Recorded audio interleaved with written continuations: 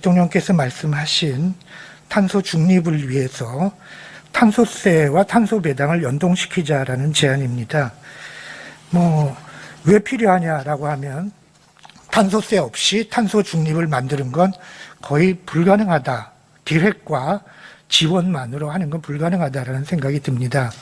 그러나 이렇게 탄소세는 저항이 강합니다. 호주는 2012년에 탄소세를 도입했다가 정권을 빼앗긴 경험이 있고요. 프랑스에서는 이제 노란짓기 시위가 일어나서 이렇게 큰 문제가 된 적이 있습니다.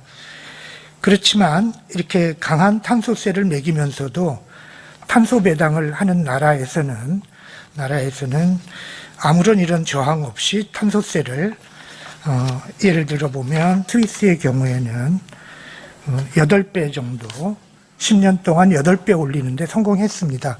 더 이상 합의가 필요 없습니다. 한 번만 연동시켜 놓으면, 왜냐하면 3분의 2 정도는 받는 게 많기 때문에 물가가 오르는 게 다 커버가 됩니다. 그리고 매년 50년까지 목표를 정해 놓으면 탄소세율도 거의 자동적으로 목표 달성하면 세율 유지하고 탄소 절감 목표를 달성 못하면 세율을 올리면 되기 때문에 자동적으로 2050년까지 이 탄소 중립을 만들 수 있는, 또 그러면서도 탄소 중립을 위하면서도 재정이 많이 투입되는 게 아니라 이거는 재정이 전혀 들지 않는 이렇게 재정 중립적인 탄소 중립 정책이라고 할 수 있겠습니다.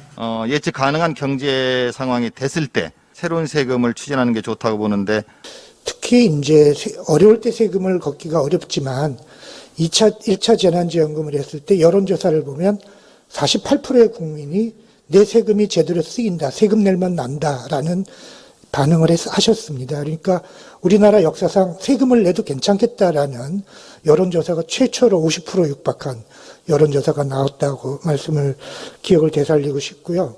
1년 늦어질 때마다 2050년 목표로 탄소 중립을 이루는 예산이 기하급수적으로 늘어날 겁니다.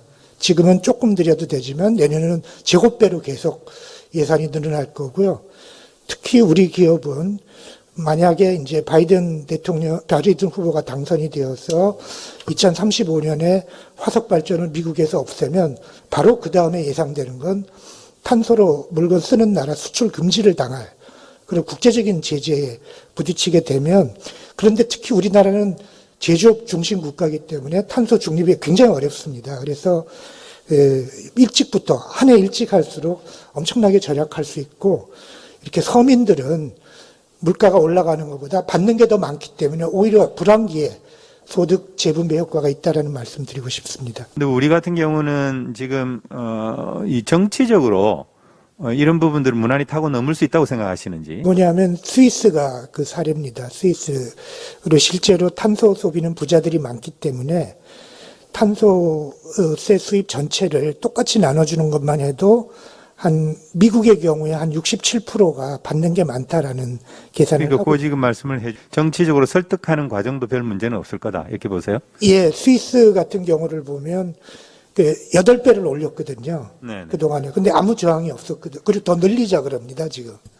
네, 잘 알겠습니다. 예. 늦어졌을 경우에는 우리나라 경제에 굉장히 큰 고통이 될 수 있는데, 강남훈 교수님 말씀하신 것처럼 탄소세 도입이 필요하다고 하는 이유 중에 하나가 지금 유럽에서도 탄소 국경세 얘기를 하고 있고, 미국에서도 만약에 바이든이 대통령이 된다면 탄소 국경세 지금 얘기를 하고 있지 않습니까? 그러니까 탄소를 줄이지 못하고 재생에너지를 늘리지 못했을 경우에, 이걸 산업화시키지 못했을 경우에 우리나라가 겪는 그 고통에 대해서 혹시 알고 계신 게 있으신가요? 그 고통은 누구나 다 예측하듯이 이제 국제무역 규제에서 나타나고요. 그러니까 우리 같은 제조업은 사실은 미국이 50년까지 탄소 중립이라면 한 5년쯤 빠른 게 더 안전하게 우리 제조업을 유지하면서 탄소 문제를 해결할 수 있고요. 간단히 말씀드리면 한국이 방역에 성공한 걸 한 달 먼저 준비한 거거든요. 한 달 늦으면 지금 미국이나 유럽이 당하는 걸 기후재난 때 우리 한국이 그대로 당해야 된다고 생각합니다. 그거 한 10배쯤, 100배쯤 되는 규모로요.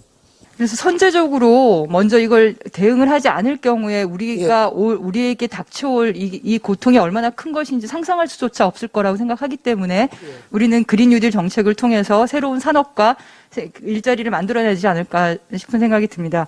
실제로 제가 이제 독일이나 대만이나 영국이나 이런 나라를 가봤을 때도 새롭게 창출되는 일자리가 지속 가능하고 그리고 굉장히 고급 일자리인 것으로 확인을 하고 있는데요.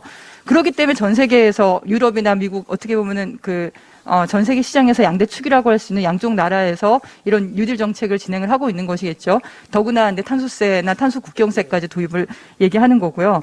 저는 근데 이것뿐만이 아니라 우리 기업의 국제 경쟁력 강화를 위해서는 이제 불필요하거나 비합리적인 규제 개혁이나 제도 개선도 좀 필요할 것 같은데 그 중에 하나가 재생에너지를 확대하기 위해서 그리고 관련된 기업들이 지금 뭐 어제도 SK그룹에서 재생에너지 100%를 선언을 했는데 이 관련한 산업들을 키우기 위한 좀 적극적인 규제 개혁 정책이 필요하다고 생각하는데 어떻게 보시나요?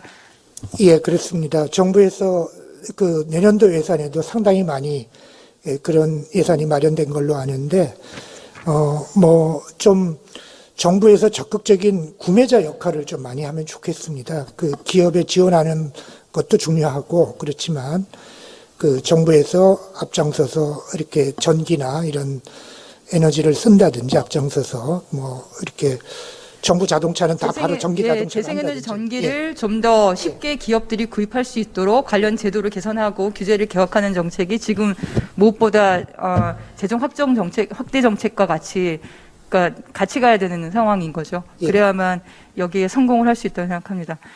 마지막으로 정창수 소장님